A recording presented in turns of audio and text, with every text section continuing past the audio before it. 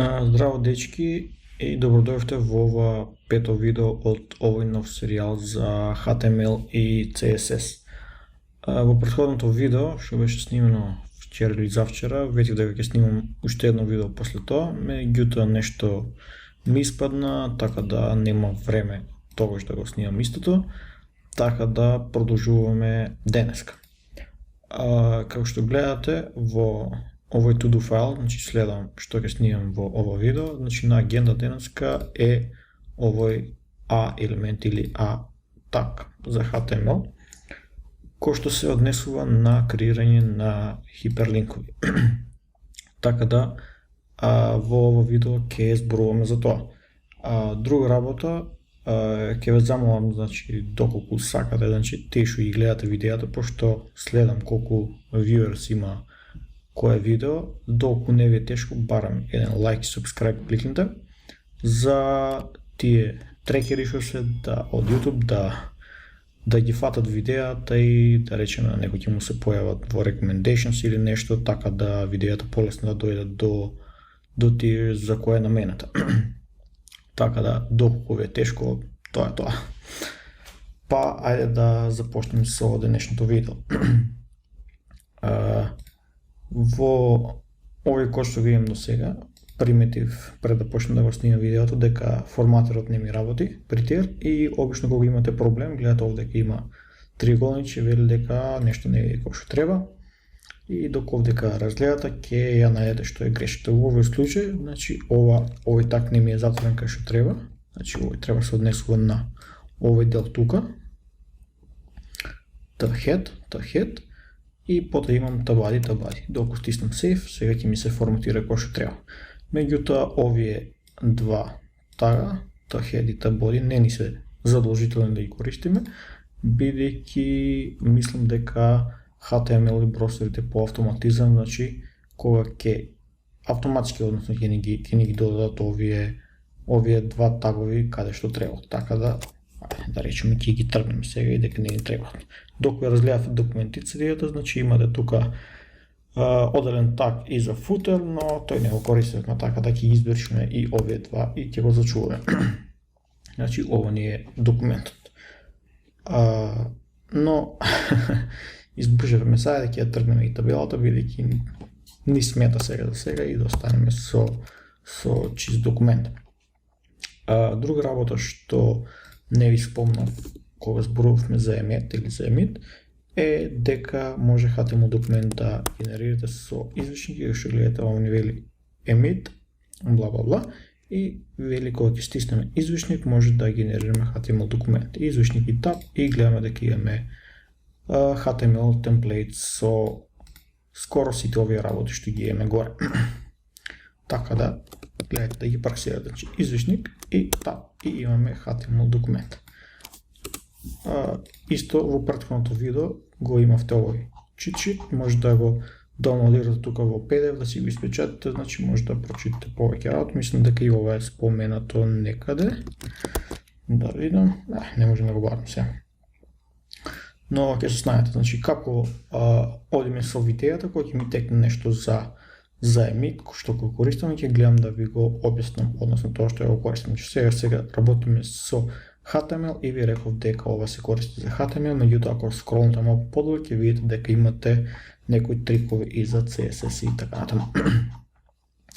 Така да овој линк ми стои отворен во наредните видеа за да ве потсетам цело време на него. Значи doc.emit.io/cheat_sheet.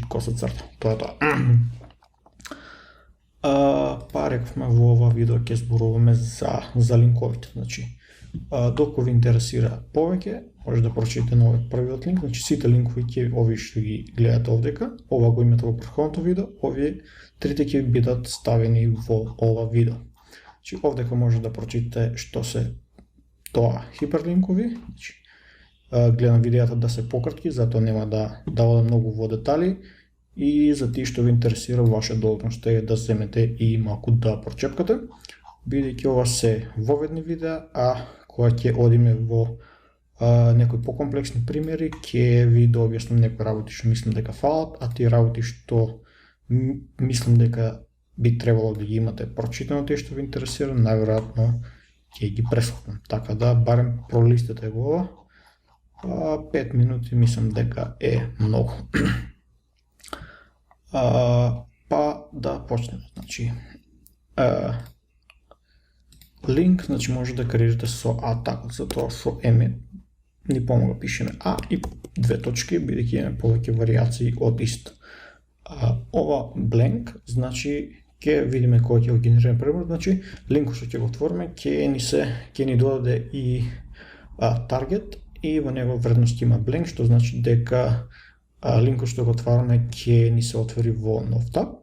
Потоа за линк може да креираме и линк кој што ќе ни отвори мейл клиент, односно да пратиме имейл адреса до некоја адреса или да се јавиме на некој телефонски број. Ајде да видиме со линк. Значи имаме атак и имаме href атрибут. Значи во ова видео зборуваме за линковите, бидејќи сакав да почнеме да зборуваме малку повеќе за овие атрибути, бидејќи во претходните видеа не користевме атрибути во скоро ни еден пример, освен за табелите, кои се сеќавам во претходното видео, каде што имавме бордер, ако се сеќавам.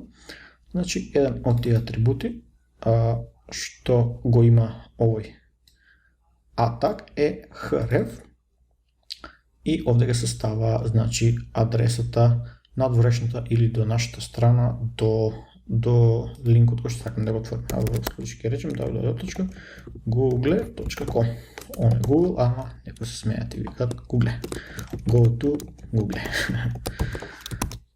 И докато го отвориме примерот во нашиот браузер, имаме, значи, овдека линк, кој што гледате малку грдо форматиран, и кога дојдеме со маусот на него, стрелката ни се менува во прсте и кога ќе кликнеме во овој таб, ќе ни се отвори, значи во истиот таб ќе ни се отвори Google. Затоа реков дека имаме и втор атрибут, што се вика target. Target, вака ќе ми даде, нема. И ќе пишеме дека blank, што значи дека овој линк сакаме да ни се отвори во blank, односно во нов таб.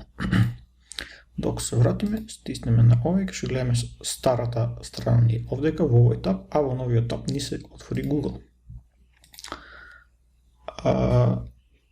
Истото, значи може да го направиме со ова што реков, има blank, а две точки што има дека и blank. Исто овдека имаме href, каде што пишуваме адресата која сакаме да ни се отвори, Google рековме, имаме повторно target и имаме нешто што се вика rel. Ова се однесува за безбедноста околу нашиот сајт и се препорачува да ги имате овие вредности, доколку вашиот сајт отвара некој линк што е надвор од вашиот сајт и сакате да не ги пратите информациите за вас, теоретски. Значи, доколку овдека имаме линк што е до нашиот вебсайт, ќе видиме пример после ова и до тоа, ова нема потреба да го користите, бидејќи нема потреба да имате такви security, односно безбедносни мерки кога одите на интерни линкови. Доколку сакате повеќе да прочитате за ова, еве најдов еден вебсайт каде што убаво ви објаснато сето ова во неколку пасоси, значи не е многу, така да препорачливо да го прочитате и ова. Ова ќе биде втор. Да се вратиме на нашиот пример. Во овој случај нека стојат овие работи, save, и повторно ќе го имаме сосема исто од претходно, ама бидејќи во овдека не стои вредност и не ни се гледа текстот за нашиот линк, go to Google, за да не биде сосема истиот пример. И ева, go to Google, нов таб и ни се отвори токму тоа. Друг пример што го имавме е со мейл. Значи може да има mail-to some email at example.com. Mail example. Значи нема потреба да го пишувате ова стрелка, да ја се ставам, немам појма, чисто ради забава. И mail example, и што гледаме во мейл клиентот ни се отвори нешто, да не ми ги гледате мейловите, don't save. Ти гледам да го скрием од приватен мейл за некој да не го злоупотреби. Околу мейлот, овдека може да додадеме прашалник, може да дадеме и да речеме сакаме CC до некого, сакаме subject на пораката и така натаму. За истото имаше овдека, мислам, добро објаснет пример. Ако го најдем само.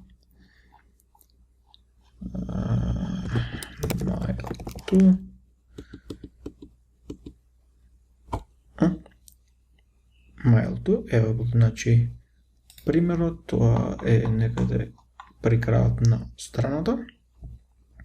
И што гледате, имаме прашалник, со прашалник ги ограничуваме атрибутите и овдека, каде беа јасните, значи, имаме CC и со една поставаме вредност, сакаме CC-то да е, значи, ова вредност, значи, овој мейл, да му ставиме CC тоа, има овдека со амперсанд, повторно одделено истото, BCC, има потоа subject, и ова, значи, треба да ние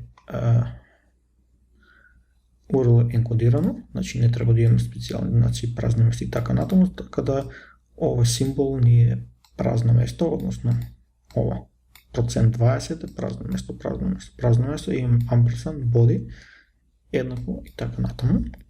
Ајде во нашиот пример да искористиме некој од овие работи, да речеме сакаме што да копираме од овој претходниот пример. Ајде да речеме сакаме subject и сакаме body. Subject е еднакво на, не знам, example и ampersand, рековме body е еднакво на somebody. И да видиме што ќе ни се случи во овој пример. Ми цивка телефонот, за автомати сум збунет. Mail example. Ще гледате, ево somebody и ево го во subject, ево го во subject example, и што рекам за body пишеме somebody да не биде. Не сакам да ги користам овие другите работи, значи ова %20, за чисто да не ве збунам. Меѓутоа, ако ставиме овдека помеѓу, тоа ще биде somebody, %20, ќе имаме празно место. Значи, да го видиме истото, значи, ево се somebody, имаме тука празно место помеѓу some и помеѓу body. Друго, околу линковите, значи, ова се некои прости работи. Ајде сега да видиме што друго интересно може да направиме со овие линкови. Значи, видовме претходно дека може да одиме до екстерни вебсајтови. Ајде да креираме овдека page2.html и ќе генерираме еден документ. Нека биде документ 2, нека ни се вика, и во body ќе ставиме, да речеме hide и ќе речеме page2. Потоа овдека ќе креираме уште еден линк, ќе речеме да биде само линк во овој случај и сакам да не носи до page 2. Go to page 2. Ајде, не ја ставаме таа стрелката. Одиме назад на нашиот вебсайт и имаме овдека go to page 2. Кога ќе стиснеме на овој линк, во истиот таб ќе ни се отвори втората страна. И еве сме на page 2. На page 2 може да ајде, чисто ради фан, ќе ставиме уште еден линк, go to page 1, и ова сакаме да не носи до index.html. И go to page 1, go to page 2. Хаха, интересно. Ајде се вратиме на нашата прва страна. Значи вака креираме интерни линкови, го видовме и тој пример. Друга интересна работа што може да направиме со овие линкови е да не однесе до секција во истиот вебсайт. Ќе ставиме во page 1. Ајде да креираме параграф и во параграфот ќе ставиме да речеме lore.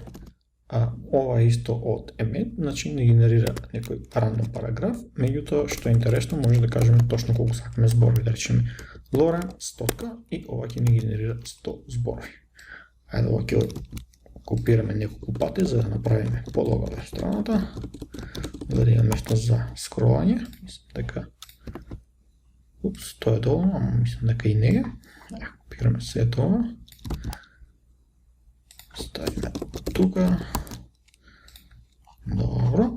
Сега ни е доволно долга веб страницата и на последниот параграф ќе му ставиме некој атрибут ID. Значи за ова атрибут ID ќе позборува малку повеќе и кога ќе зборуваме за CSS, меѓутоа со ова ID го идентификуваме овој параграф и ќе речеме вредност да има нешто, не знам, end of page. Значи со ова сме му дали име на овој параграф, односно сме го идентификувале со некој идентифаер, односно некој ID. Потока што ни е линкот, ајде ќе креираме нов линк, две точки, линк, и овдека само пишуваме хештаг, тарава, како и да го крстите, како и да го викате овој знак, и името на тој идентифаер. Значи, href, во href ставаме тарава, хештаг, како и да го викате, во моето детство се викаше тарава, сега е модерно да се вика хештаг, и не знам, тук ќе ставиме текст go to end of page, нешто. И одиме во нашиот вебсайт, на правата страна и еве во овој линк, go to end of page, кој ќе стиснем, значи ќе ни отскрола токму до овој параграф, значи тоа е последниот параграф. Да видим колку сме со време. 17 минути. Мислам дека тоа би било тоа околу линковите, значи овдека имате уште еден линк до MDN за A тагот, за A елементот, така да пролистете и ова, па се гледаме во некој наредно видео. И пред самиот крај да ви кажам само уште еднаш, доку не ви е тешко, значи стиснете лайк и subscribe на каналот. Фала и поздрав!